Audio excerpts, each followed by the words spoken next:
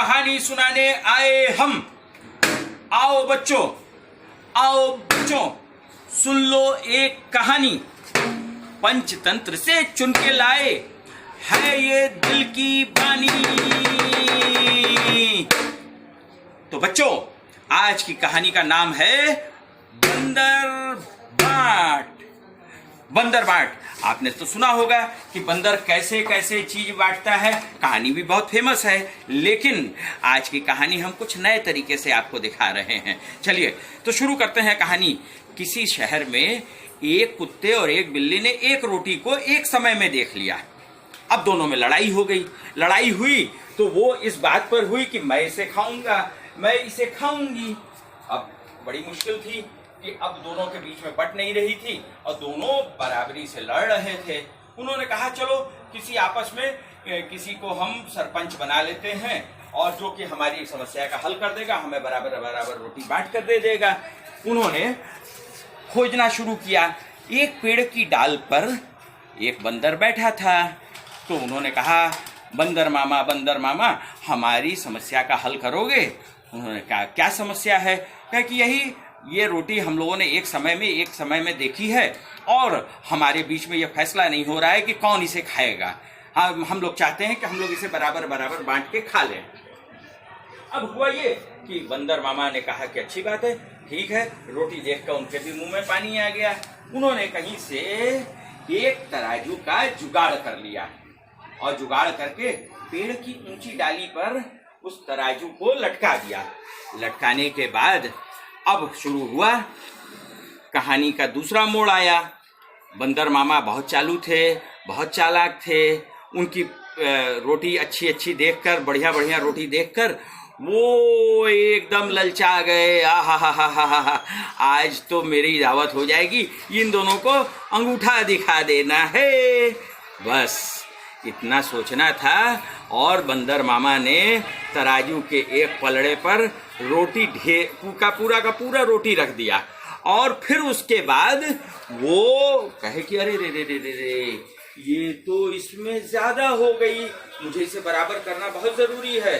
तो बच्चों, फिर उन्होंने उस रोटी को उठाया और उसे एक बड़ा टुकड़ा उसमें से तोड़ लिया। तोड़ के धीरे से अपने मुंह में डाल लिया। डालने के बाद फिर उन्होंने तराजू के पलड़े पर रखा। तराजू बड़ा ही करामाती था, वो कभी इधर झुकता ज्यादा, कभी उधर झुकता ज्यादा। फिर उसके बाद कहा कि नहीं, इधर तो अभी उधर की ओर ज्यादा रोटी हो गई है, रोटी ज्यादा हो गई है, तो इसलिए मुझे फिर न्याय करना पड़ेगा। मुझे इसमें से रोटी कुछ कम करनी पड़ेगी। फिर उन्होंने दूसरी तरफ वाले तराजू के पलड़े में से फिर निकाल लिया रोटी और उन्होंने कहा कि अच्छा, अरे अब इधर थोड़ा सा बढ़ गई है, मुझे इसको कम करना पड़ेगा इसको। तो उसके बाद उन्होंने उस तरफ की रोटी उठाई। रोटी उठा के उसमें से भी आधे से ज्यादा रोटी वो खा गए धीरे से। अब वो बंदर और बिल्ली वहां पर उसे दे बैठ के मुंह टुकुर देख रहे थे कि ये क्या हो रहा है, मेरी रोटी तो इधर जा रही है। बंदर मामा कह रहे थे, अरे भाई मैं न्याय कर रहा हूँ, मैं तुम्हारी रोटी का न्याय कर रहा हूँ, घबराओ नहीं। इस प्रकार फिर उन्होंने देखा कि ओहो, दाहिनी तरफ वाला तराजू कुछ ज्यादा दब रहा था। कहे कि अच्छी बात है, रुको मैं अभी इसको ठीक करता हूँ, बराबर कर देता हूँ। फिर उसके बाद उन्होंने उधर वाली रोटी भी उठा ली और उसको कहा कि अरे ये तो गड़बड़ कुछ हो गया। अब इधर ये ऐसे करते करते एक तरफ की रोटी साफ हो गई। अब एक छोटा सा टुकड़ा दूसरे तरफ वाले तराजू में बचा था। तो बंदर मामा ने कहा कि अरे भाई ये क्या, ये तो अब कुछ बचा ही नहीं है और फिर मैंने इतनी मेहनत की है तो मुझे भी तो कुछ चाहिए। तो बच्चों, फिर उन्होंने ये वाला टुकड़ा जो है इसको भी उठा लिया और उठा के जल्दी से मुंह में भर के ऊपर पेड़ की डाल पर जा बैठे और इस तरह से पूरी की पूरी रोटी खत्म हो गई।